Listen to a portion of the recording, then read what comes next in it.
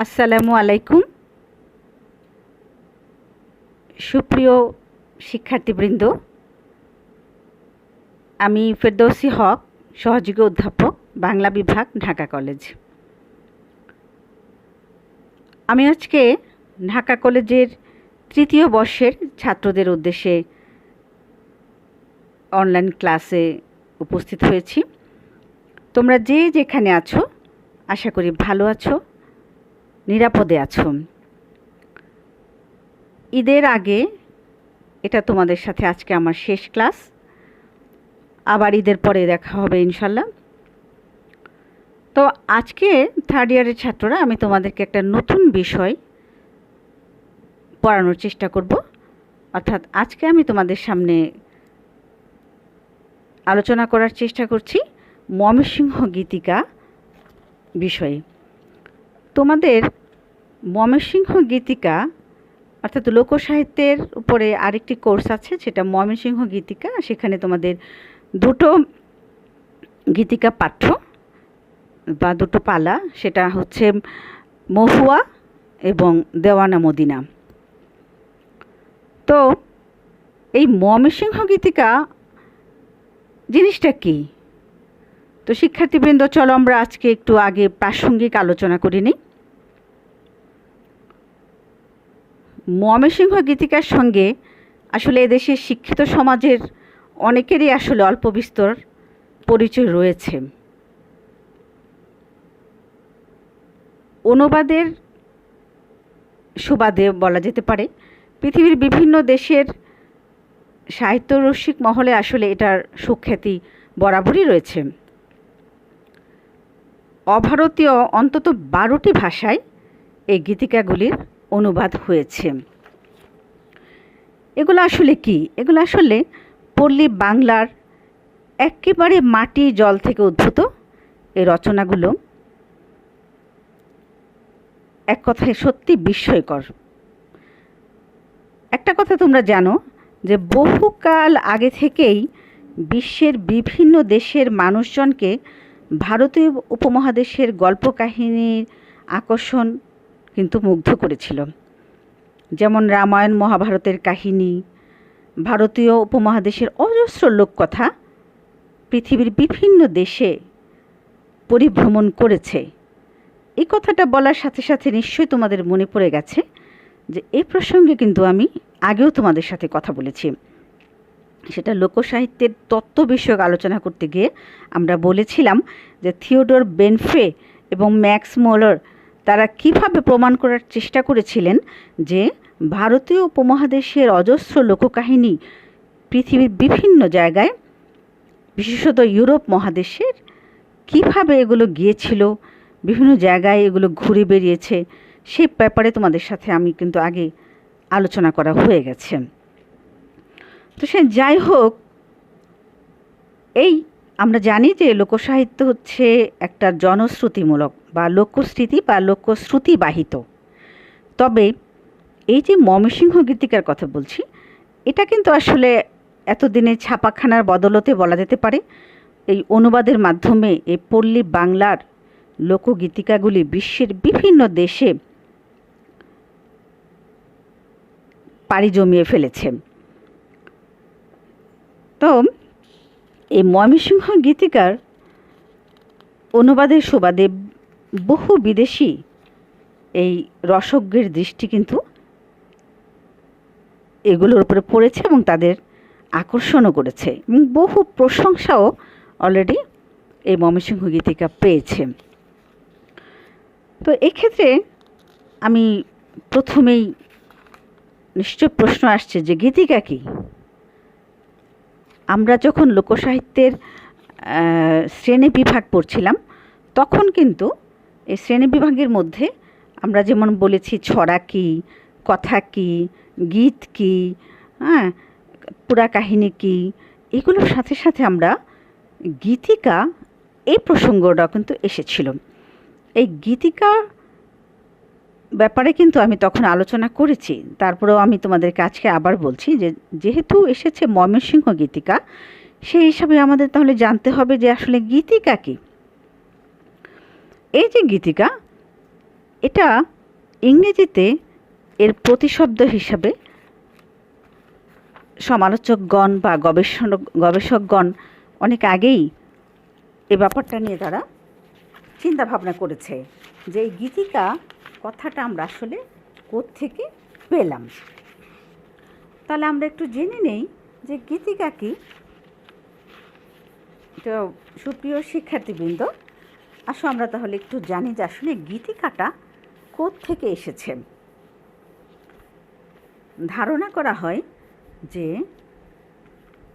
ইংরেজি ব্যালাড, এই ইংরেজি ব্যালাড শব্দ থেকে গীতিকা শব্দটির উৎপত্তি। এখন ব্যালাডের সৃষ্টি কী করে হলো এ সম্পর্কে অনেকেই অনেক কথা বলেছেন। এ ব্যালাড আসলে লোকসমাজের একটা সমবেত সৃষ্টি। এই তত্ত্ব মেনে নিলে এটা বিশ্বাস করতে হয় যে আদিম গোষ্ঠীর মানুষজন একত্রিত হয়ে স্বতঃস্ফূর্তভাবে কবিতা রচনা করত। যেমন তারা পারস্পরিক সহযোগিতায় আগুন জ্বালাতো, বিভিন্ন হাতিয়ার তৈরি করত। হ্যাঁ, এরকম তারা কিন্তু পারস্পরিক সহযোগিতায় একসঙ্গে সুর করে নানান গান গাইত। এগুলাকেই ব্যালাড হিসাবে চিন্তা করা হয়। তো এই যে ব্যালাডটা, এই ব্যালাডের কতগুলো বৈশিষ্ট্য রয়েছে। যেমন ব্যালাডের হতে হবে কি, প্রতিটি পংক্তি, প্রতিটি শব্দ প্রথমে কোনো ব্যক্তির চিন্তা থেকে জন্ম নেয়, যিনি আবৃত্তিকার, কবি অথবা কৃষক। একক গায়কের কণ্ঠ নিঃসৃত কিন্তু এটা যৌথ উদ্যোগের কোনো সৃষ্টি নয়। প্রথমে একজনই তৈরি করতেন, এরপরে সমবেত রচনা হিসাবে এটা পরে স্বীকৃতি লাভ করে। হ্যাঁ, একথা সত্যি যে গোষ্ঠীর বা সম্প্রদায়ের একটা ভূমিকা এখানে রয়েছে, কিন্তু সেটা পরবর্তী পর্যায়ে, ব্যক্তির সৃষ্টির আগে নয়। ব্যক্তির সৃষ্টি আশ্রয়ে সম্প্রদায়ের মানুষজনের দ্বারা তার মূল্য নির্ধারিত হতো এবং সেটা বিচার বিশ্লেষণ করা হতো। এভাবে ব্যালাডটি জীবিত থাকে যতদিন এটা মানুষ মনে রাখতে পারত, এবং তাতে করে কি হতো, এটার মধ্যে একটা পরিবর্তনও সূচিত হতো। তো এই যে ব্যালাড, বিশেষজ্ঞরা ইংরেজি ব্যালাডের বাংলা প্রতিশব্দ নির্ধারণ করার ক্ষেত্রে কিন্তু সহমত হতে পারেননি। দীনেশচন্দ্র সেন ব্যালাডের প্রতিশব্দ করেছেন গীতিকা, অথচ তিনি পূর্ববঙ্গ গীতিকার প্রথম খণ্ডের দ্বিতীয় সংখ্যার ভূমিকায় ব্যালাডের ভিন্ন ভিন্ন প্রতিশব্দ ব্যবহার করেছেন। কখনো বলেছেন গাথা, কখনো পল্লী গাথা, আবার কখনো নিছক পালাও তিনি এগুলোকে বলেছেন। এই আবিধানিক বিচারে গীতিকা শব্দটির অর্থ কিন্তু ক্ষুদ্র গীতি, ছোট গীতি বা কবিতা। এই ব্যালাডের এমন কিছু বৈশিষ্ট্য আছে যা এই পালাগানে একেবারে কিন্তু আসলে থাকে অনুপস্থিত। কিন্তু বিপরীতে এটাও ঠিক যে পাশ্চাত্য ব্যালাডের সঙ্গে আঙ্গিকগত ও বিষয়গত দু একটি দিক দিয়ে বাংলা গীতিকার এই কিছুটা ব্যবধান কিন্তু রয়েই গেছে। যেমন দীনেশচন্দ্রের সংকলনে পালা বলার অভ্যন্তরীণ যুক্তি রয়েছে। দস্যু কেনারামের পালা, বালাল দুলালের পালা শিরোনামের মধ্যে। তো এই পালা প্রচারের কতগুলো বিষয় লক্ষণীয়। পালা সমাপনের কথা আছে, কঙ্ক ও লীলার শেষে গায়নের নিবেদন অংশ। তাহলে আমরা এতক্ষণের আলোচনায় এটুকু বুঝলাম যে আসলে ইংরেজি ব্যালাডের প্রতিশব্দই হচ্ছে বাংলা গীতিকা। এখন আসা যাক এই গীতিকার সংগ্রহ কিভাবে হলো, কে এটা করেছেন এই ব্যাপারে। তোমরা জেনে রাখো যে কলকাতা বিশ্ববিদ্যালয়ের বঙ্গ ভাষা ও সাহিত্য বিভাগের উদ্বোধন হয় 1919 খ্রিস্টাব্দে। ডক্টর দীনেশচন্দ্র সেন ছিলেন সে বিভাগের অধ্যক্ষ। তিনি স্বয়ং ছিলেন লোকসাহিত্য ও সংস্কৃতির প্রতি গভীর অনুরাগী। এ সময় তিনি ময়মনসিংহের প্রসিদ্ধ পালা সংগ্রাহক চন্দ্রকুমার দের সংস্পর্শে আসেন। ফলে 1923 খ্রিস্টাব্দে প্রথম প্রকাশিত হয় ময়মনসিংহ জেলা থেকে সংগৃহীত গীতিকাগুলি, যার সম্পাদক ছিলেন দীনেশচন্দ্র সেন। বাংলা গীতিকার উদ্ভবের ইতিহাস বিশ্লেষণ করলে দেখা যায় যে,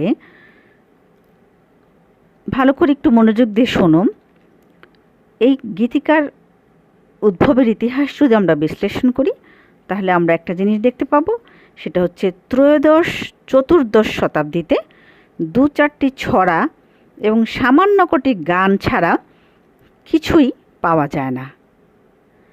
অষ্টম শতাব্দীতে কালিমপুরের অনুশাসনে যে লিপি উৎকীর্ণ হয়েছে তা থেকে জানা যায় রাজা ধর্মপালকে নিয়ে যে পল্লী গীতিকা রচিত হয়েছিল তা গীত হয় কাদের মাধ্যমে গীত হতো? সেগুলো গীত হতো বনচারী রাখাল বালকদের কণ্ঠে। এবং দশম শতাব্দীতে উৎকীর্ণ বানগড়ের মহিপালের তাম্র শাসনে মহারাজ রাজ্যপাল সম্বন্ধে একইভাবে এই পল্লী গীতিকার উল্লেখ আছে। বিশেষত বৃন্দাবন দাস তাঁর চৈতন্য ভাগবতে যোগীপাল, ভোগীপাল ও মহিপাল সম্পর্কিত গীতিকার বিষয়ে উল্লেখ করেছেন। এবং শেখ শুভোদয়ার নাম তোমরা শুনেছ, যেটা আমরা বলি মধ্যযুগে, প্রাচীন যুগে চর্যাপদের সাথে সাথে আরও কিছু নিদর্শন আমরা পেয়েছিলাম, সেগুলো ছিল, তার মধ্যে একটি ছিল শেখ শুভোদয়া।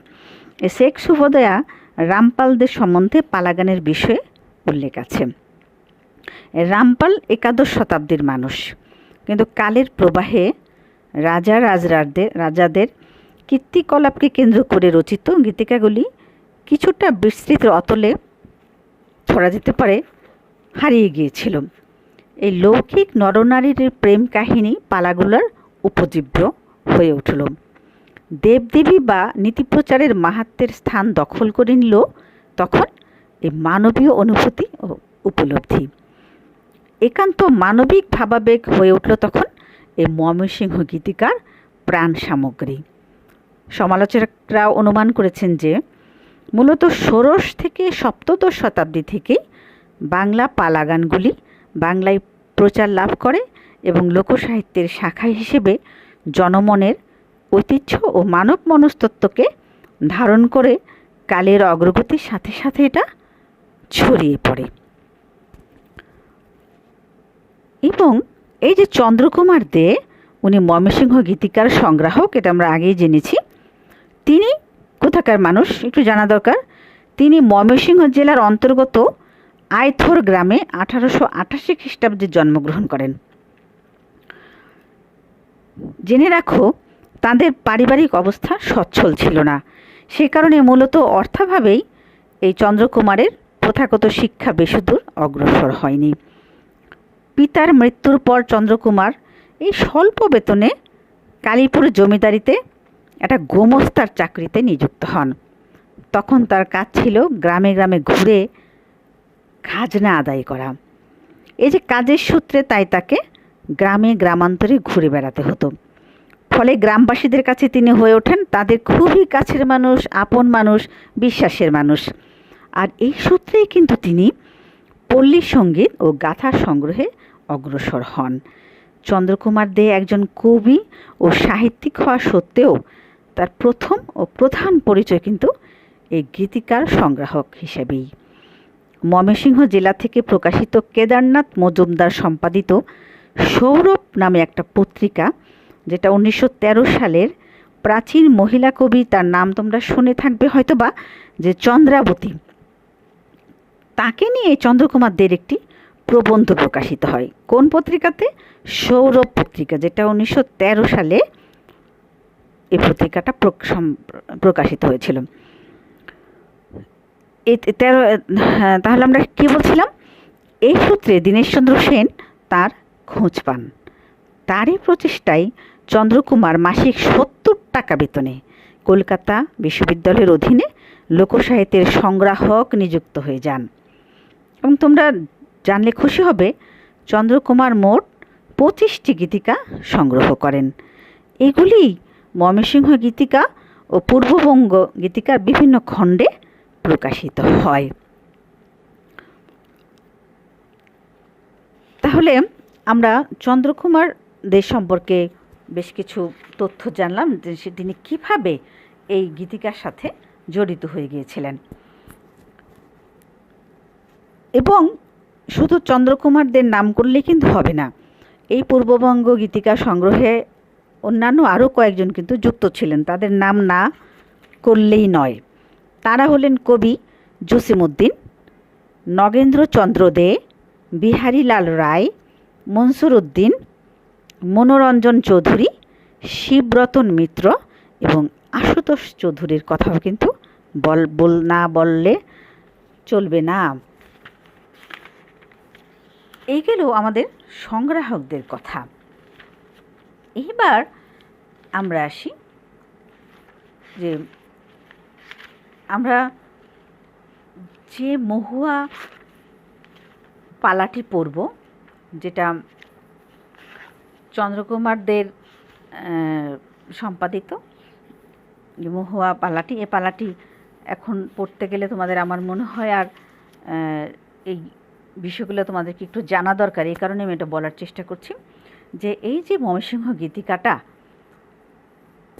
যখন প্রথম গ্রন্থাকারে প্রকাশিত হয়, তখন এটা তোমাদের জানা দরকার যে ময়মনসিংহ কিন্তু তখন বিভক্ত বাংলার অন্তর্ভুক্ত ছিল, আলাদা কোনো জেলা না। এই ময়মনসিংহ গীতিকাকে বাদ দিয়ে বাংলা সাহিত্যের কথা আসলে ভাবাই যায় না। এ সমস্ত গীতিকা বাঙালি হিন্দু মুসলমানের একটা যৌথ সম্পদ বলা যেতে পারে। তাই এপার বাংলা বলো ওপার বাংলা বলো, উভয় বাংলাতেই কিন্তু এগুলি আজও সমান জনপ্রিয়। উভয় বাংলায় কলেজ বিশ্ববিদ্যালয় স্তরে এগুলি যেমন পঠিত হয়ে চলেছে, তেমনি নিত্য নতুন দৃষ্টিকোণ থেকে এগুলি নিয়ে আলোচনারও কিন্তু শেষ নেই। মহৎ সাহিত্যের এ হলো একটা প্রধান বিশেষত্ব।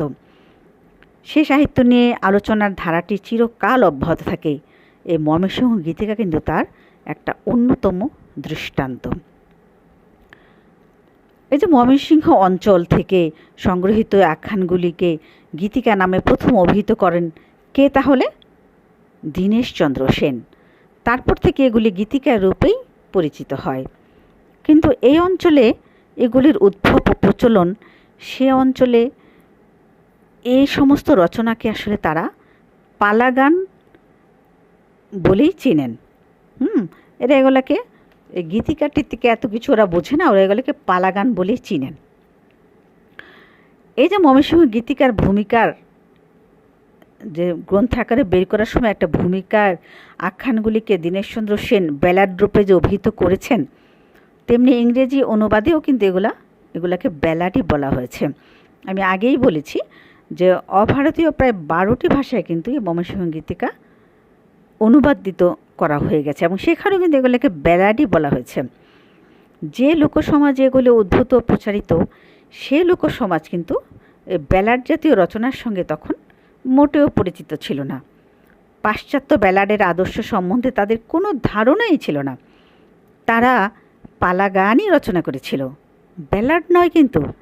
কিন্তু দীনেশচন্দ্র এগুলিকে ব্যালাডের মর্যাদা দেওয়াই এ সমস্ত রচনাকে ব্যালাড বলা যায় কি না, সেটা নিয়েও কিন্তু যথেষ্ট প্রশ্ন জেগেছে।